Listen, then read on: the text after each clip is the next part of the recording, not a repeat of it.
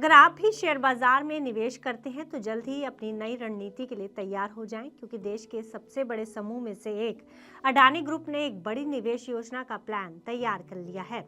इनका ये निवेश आपकी निवेश की स्ट्रैटेजी पर गहरा असर डाल सकता है। अडानी ग्रुप ने वर्ल्ड इकोनॉमिक फोरम 2026 दावोस में 6 लाख करोड़ से ज्यादा का इन्वेस्टमेंट ब्लूप्रिंट पेश किया है।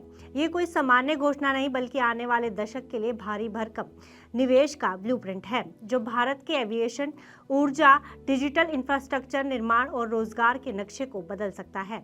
आइए समझते हैं कि अडानी ग्रुप का ये ऐलान क्या है और कैसे काम करेगा, और आने वाले समय में इसका देश पर क्या असर होगा।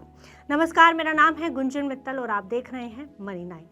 दावोस में चल रहे वर्ल्ड इकोनॉमिक फोरम के मंच से अडानी ग्रुप के इस निवेश योजना का ऐलान कई मायनों में खास है।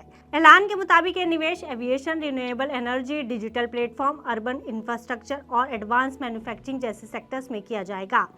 इस ब्लूप्रिंट का लक्ष्य बड़ी टेक्नोलॉजी आधारित इंफ्रास्ट्रक्चर प्लेटफॉर्म बनाना और भारत की ग्रोथ प्रायोरिटीज में से मेल रखना है। अडानी ग्रुप का कहना है कि ये निवेश योजना अलग अलग क्षेत्रों में एकीकृत और लंबी अवधि की रणनीति की तरफ संकेत देती है, यानी केवल एक प्रोजेक्ट नहीं, बल्कि पूरी इकोनॉमी को आगे ले जाने वाला एक बड़ा स्ट्रक्चर बनाया जा रहा है। इस ब्लूप्रिंट में असम के लिए एक बड़ा एविएशन और एयर स्पेस नेटवर्क शामिल है। खासतौर पर लोकप्रिय गोपीनाथ बडलोई इंटरनेशनल एयरपोर्ट यानी गुवाहाटी के आसपास एक विस्तारित एरोस्पेस इकाई विकसित करने की योजना है। इसका नया टर्मिनल दिसंबर 2025 में प्रधानमंत्री नरेंद्र मोदी द्वारा उद्घाटित किया गया था और अगले महीने से ये पूरी तरह से चालू हो जाएगा।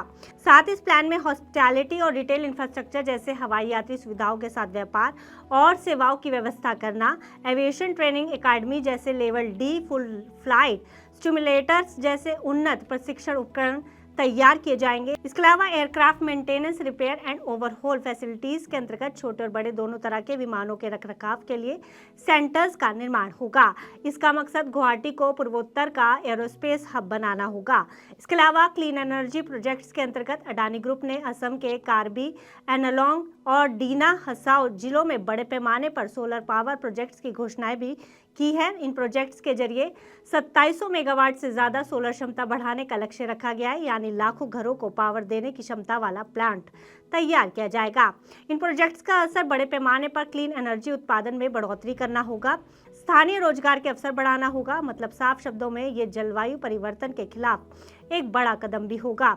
इसके अलावा अडानी ग्रुप ने सीमेंट मैन्युफैक्चरिंग और ग्राइंडिंग यूनिट्स में भी निवेश की योजना बनाई है, ताकि निर्माण सामग्री की सप्लाई चेन मजबूत हो। इसका मतलब निर्माण क्षेत्र में लेबर और उपकरणों की गुणवत्ता बढ़ेगी, कीमतों में स्थिरता आएगी और बड़े इंफ्रास्ट्रक्चर प्रोजेक्ट्स में आसानी होगी। साथ ही साथ ग्रुप ने महाराष्ट्र में भी निवेश की योजना बनाई है, जिसमें धारावी रीडेवलपमेंट प्रोजेक्ट का नाम शामिल है, जिसके तहत एशिया के सबसे बड़े इनफॉर्मल सेटलमेंट को व्यवस्थित, सुगठित और आर्थिक रूप से सक्रिय क्षेत्र में बदलने का प्रोजेक्ट शामिल है। वहीं नवी मुंबई इंटरनेशनल एयरपोर्ट का नाम भी इसमें शामिल है, जिसके तहत हवाई अड्डे के आसपास लॉजिस्टिक्स, हॉस्पिटैलिटी और वाणिज्यिक इकोसिस्टम का निर्माण किया जाएगा। इसके अलावा महाराष्ट्र में ही विशाल डेटा सेंटर जो क्लीन एनर्जी पर आधारित होगा का निर्माण शामिल है। इसके साथ ही हाइड्रो पावर, कोल, सेमीकंडक्टर और न्यूक्लियर पावर प्रोजेक्ट्स भी शामिल होंगे। इन सभी निवेशों से महाराष्ट्र में नौकरियों की संख्या बढ़ेगी, तकनीकी कौशल विकसित होगा और देश की ऊर्जा सुरक्षा मजबूत होगी।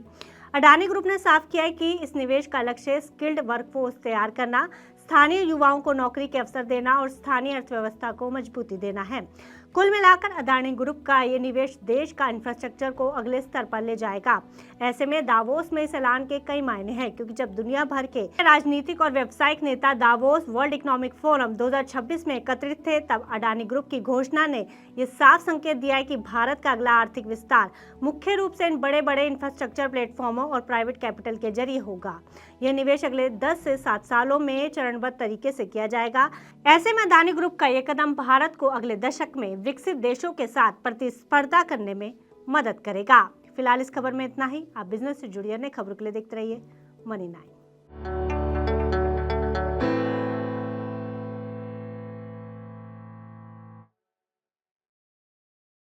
बिगड़े हालात में कैसे बनेगी बात? जनता को चाहिए एक ही जवाब, क्या टैक्स का बोझ कम करेगी सरकार? टैरिफ का डर जब तक नहीं होगा पार, मुश्किल में रहेगा कारोबार। रिफॉर्म के एजेंडे से पीछे नहीं हटना है, लेकिन आगे क्या? सबका मिलेगा जवाब जब 1 फरवरी को पेश होगा देश का बजट। बजट 2026 का 360 डिग्री कवरेज सिर्फ मनी 9 पर। इकोनॉमी, शेयर बाजार, और आपके इन्वेस्टमेंट पर क्या होगा असर, जानिए और समझिए हमारे साथ दिन भर।